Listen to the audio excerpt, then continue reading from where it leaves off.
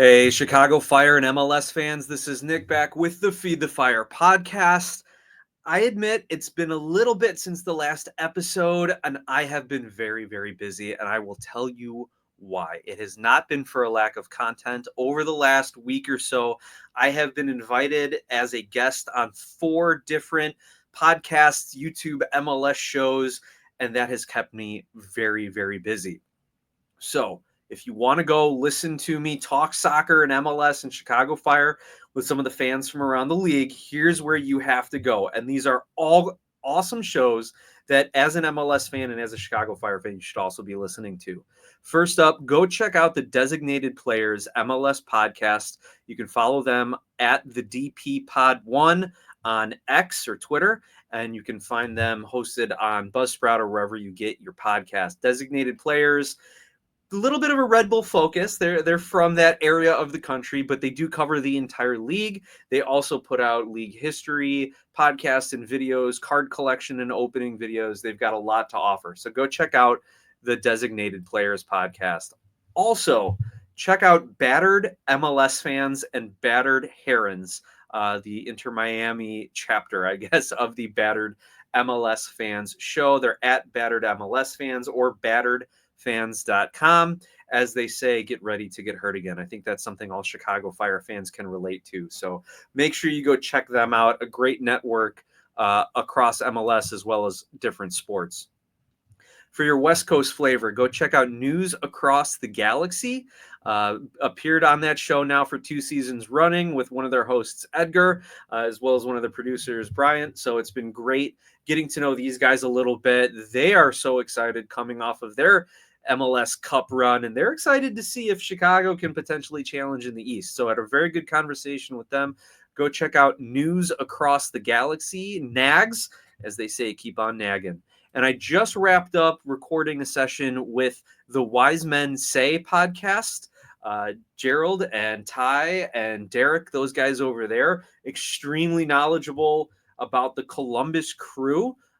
Ty and Gerald even were in the press box at the last Crew match here in Chicago, complaining that there was no ketchup in the press box, and they wondered why that was there. I mean, they said they had mustard and peppers and relish and everything else to go in their hot dog, but they were curious as to where the ketchup was. And so not only did we preview the Chicago Fire and Columbus match this upcoming weekend, oh my gosh, MLS is back, but I also had to educate them on proper Chicago hot dog etiquette. So again, the Wisemen Say Podcast, you can follow them on Twitter, X, at WisemenPod, or you can find them wherever you get your podcast. So that's what I have been up to, recording 4 different guest spots with some great MLS content creators. Please go support them all, because by supporting them all, you support the league and the growth of the league and the independent coverage of the league. And these guys do a great job, that's for sure. Also, a little something I was up to over the weekend. I was able to get out to Saturday's football and see the launch of the Chicago Fire's municipal kit. I gotta say, I did not expect what actually transpired there. I was at the Return to Red event last season. I was able to get media credentials there.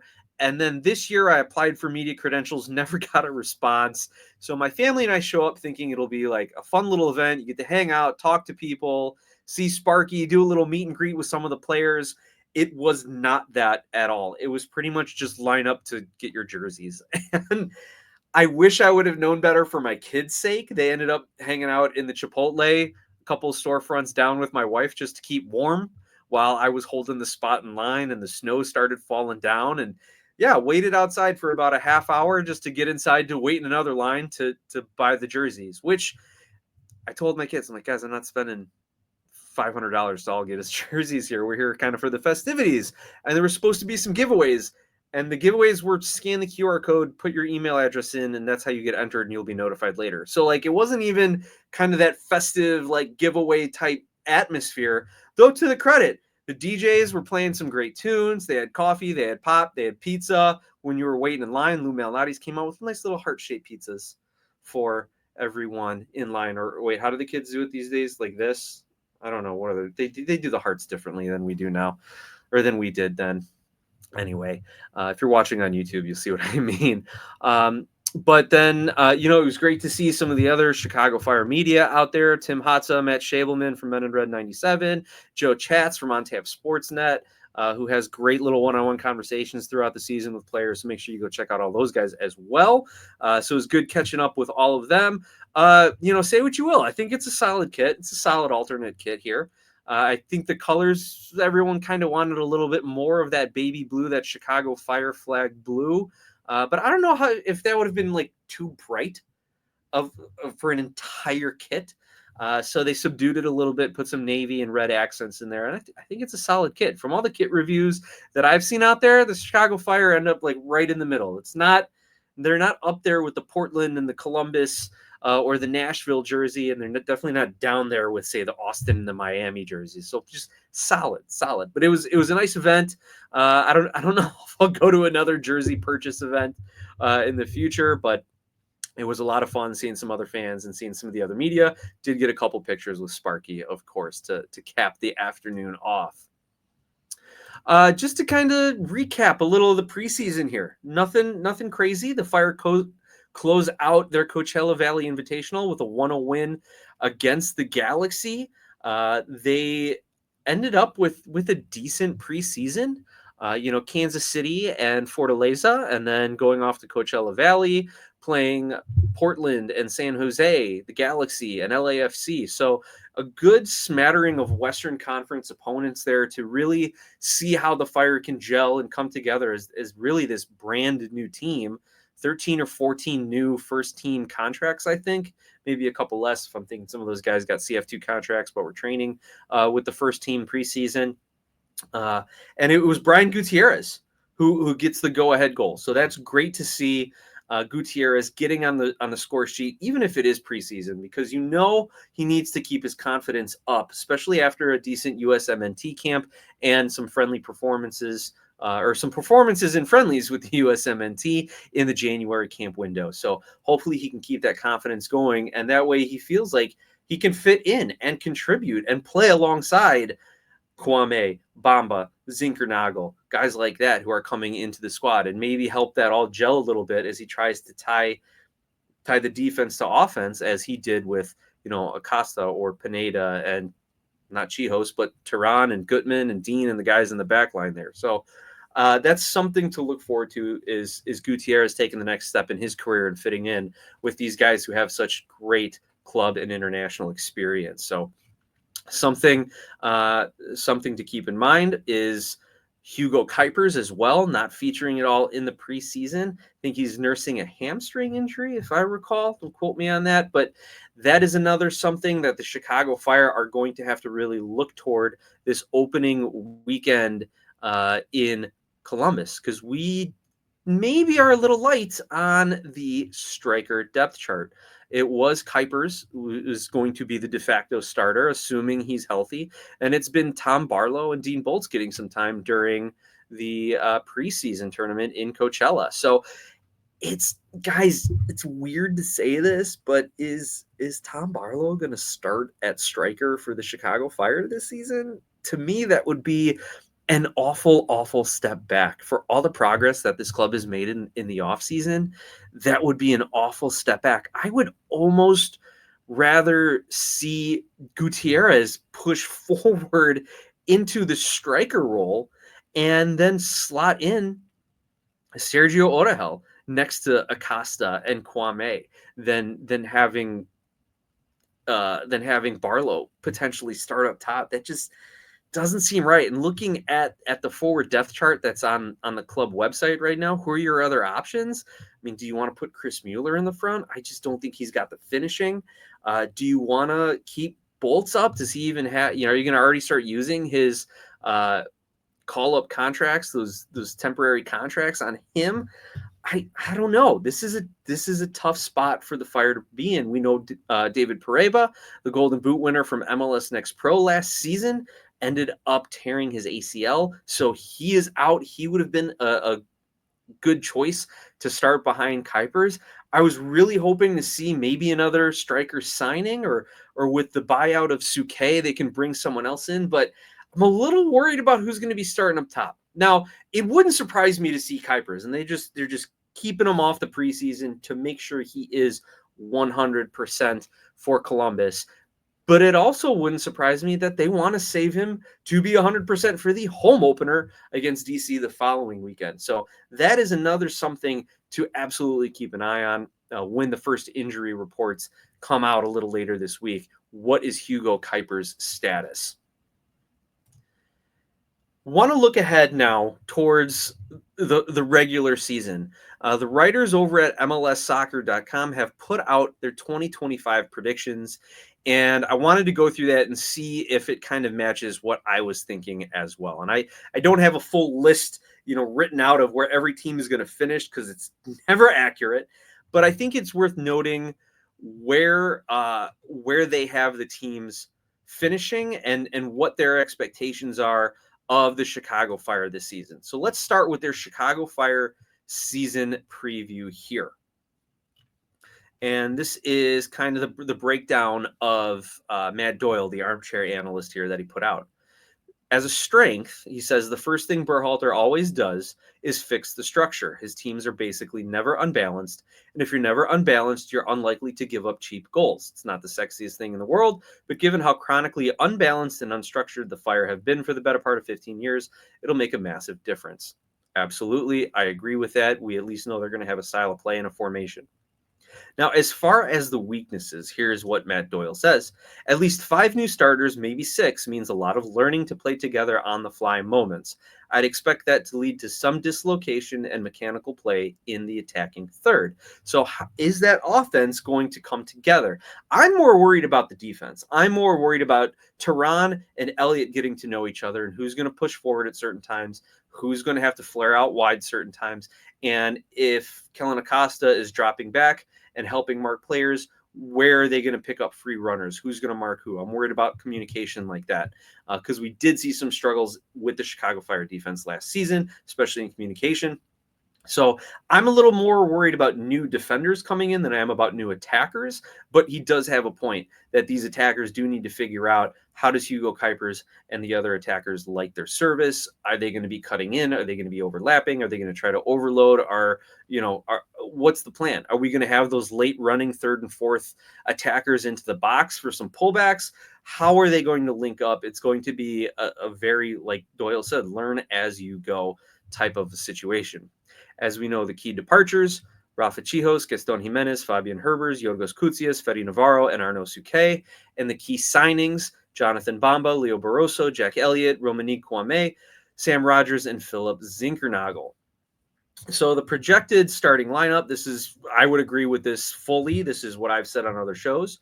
Brady in goal, Gutman on the left, Barroso on the right, Elliott and Tehran as your center backs. Acosta and Kwame as more your defensive midfielders.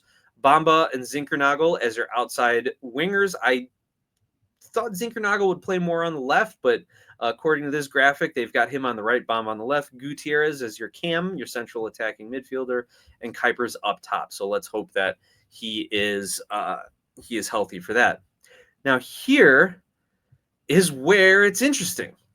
The MLS staff predictions have the Chicago Fire finishing anywhere from 7th to 10th, actually 11th. Kaylin Kyle has the Chicago Fire finishing 11th, and I have not been a fan of her analysis and on-screen persona, and so this does not help that feeling at all. She has them at the 11th spot, but the majority, again, it's like the 7 to 9 spot. The people who are picking the 7th place, Ozzy Alonso, Sasha Kleshtin, Dax McCarty, and if you want, who's picking the Fire to finish 8th, Michele Giannone, who's picking them to finish 9th, Miguel Gallardo, Matt Doyle, and Bradley Wright Phillips. Antonella Gonzalez, a new face, has them finishing 10th, and like I said, Kaylin Kyle in the 11th place spot. So you can go over to the website, screenshot that, keep the receipts, Fire fans. But I do think that's about where the Fire are expected to finish. That's where I would expect them to finish. I always say you are what you are until you're not, and the Fire have not proven to be better than any playoff team. They have not proven to be a playoff team. I would say the Fire are going to finish right around that 8th spot. If they do catch some breaks, if the other teams don't work out the way that they should, then I think you can see the Fire push up into that 6th spot. But if the Fire can't get it together and they drop a lot of points early and are playing catch up throughout the course of the season, then it is possible that they are finishing again 10, 11, 12 in the Eastern Conference. But I feel pretty good about an 8th place prediction for the Chicago Fire. Now, what is the rest of the Eastern Conference going to look like? This is what the other writers at MLSsoccer.com have predicted. They're predicting, shocker, Inter Miami to win the Eastern Conference, followed by Atlanta United, Cincinnati, and Columbus. So that's your top 4. Those are your home playoff games. Bottom half of the playoff bracket, Orlando City, Charlotte FC in the 6th spot, Red Bulls in 7. They have New York City and the Chicago Fire in the 8-9 play-in game. And then just outside looking in at the 10 spot, Nashville. Your bottom 5 teams in the Eastern Conference per MLSsoccer.com, the New England Revolution, the Philadelphia Union, CF Montreal, DC United, and Toronto FC. Looking at these standings and looking at the Chicago Fire, on paper, I would agree. The Chicago Fire have a better team than Toronto, DC, Montreal, Philly, New England, and Nashville. However, we have seen the Fire drop points to all of those teams in games they should have won. So we need a culture change, we need a tactical change, and we should be winning those games. Now, Nashville still has Hani Mukhtar, as far as I know, at least. There were rumors of him moving. Toronto, new season under Robin Fraser.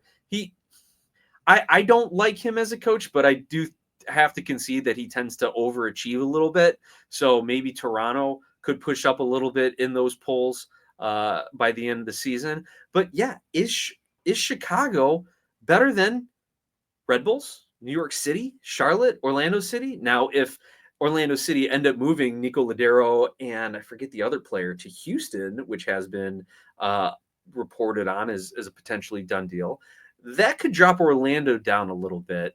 Though I don't think Nico Lodero would have been playing a huge role for them to begin with. So it could just be the fact that Orlando has to try and move some roster spots around and bring some other players in. Maybe that messes a little chemistry. I don't know. But I think this is fairly accurate, especially seeing Miami, Atlanta, and Cincinnati up top. Now, if something happens with Lucho Acosta, maybe Cincinnati drops a little bit. If Columbus ends up signing a new striker to replace Cucho Hernandez and maybe a solid backup striker to replace Christian Ramirez, or a second goal-scoring option there, then maybe Columbus challenges Atlanta and Miami for a top spot. But I do think on paper, looking at the rosters, though this is a pretty good breakdown of the Eastern Conference, and I would tend to agree with it, though I would probably move Chicago up above Red Bulls here and New York City potentially, and kind of get Chicago into that 8 spot.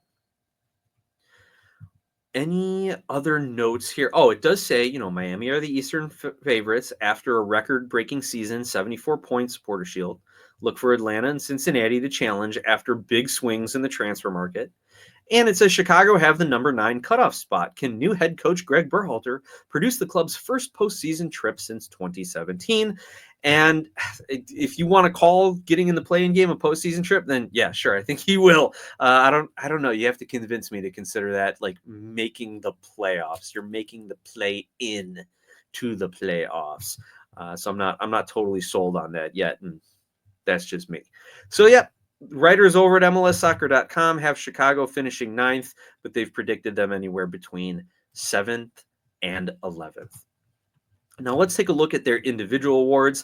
This is something that I wish I could get into more. I wish I had more time to study every player and every top player in the league and across all teams and conferences and follow them all. I try to watch as much as I can that's not Chicago Fire, just to stay abreast of what's going on in the East and what's going on in the league. Like my default is watch the Fire game, watch the better Eastern Conference teams, watch the worst Eastern Conference teams, and then who's good in the West to try and see who's competing out there. That's kind of my default TV watching. But I'll tell you, another reason I haven't been able to put out too much new content on Glass House Soccer or on the podcast here, had a bit of a shakeup with our management team at work. So there's a new team manager in town, guys, right here. This guy who's been putting in some of the extra hours in the evenings to get things up to snuff and kind of fill the void left by some outgoing employees. So yeah, I've been been putting in the extra hours there. So I hope when the games start this weekend, things will be in a good place, and I can just kick my feet up and enjoy all that MLS's back has to offer. But if you want to look at some of these individual awards here, the writers here have picked their preseason favorites for MLS Cup, Shield, MVP, those kind of things. So when you're looking at MLS Cup winners, when you're looking at Supporter Shield winners, very similar picks. MLS Cup, it's coming down to Inter Miami, Atlanta, and Cincinnati from the East, and LAFC in the West. As far as Supporter Shield, you're looking at Miami and Atlanta in the East, LAFC and Seattle in the West. Those are the teams that are being picked. If you're looking for MVP picks, the favorites are pretty clear. Leo Messi, Evander, who made the move from Portland to Cincinnati and who has a point to prove. If you haven't seen his online social media rants against Portland's ownership management, then definitely go check those out. He's not mincing words, and I kind of wish I hope Cincinnati plays Portland this season. That would be a must-watch game to see if the Evander revenge game, right? But he is one of the MVP favorites. I think he came in third or was at least a top 5 finisher last year. Also, returning MLS star Miguel Almiron also is there. And there's a few other candidates receiving votes. Denny Bouanga, LAFC, Gabriel Peck, LA, and new MLS signing Wilfred Zaha from Charlotte. So a lot of different picks there for MVP. As far as Golden Boot, top goal scorer in the league, you're seeing all the names you'd expect.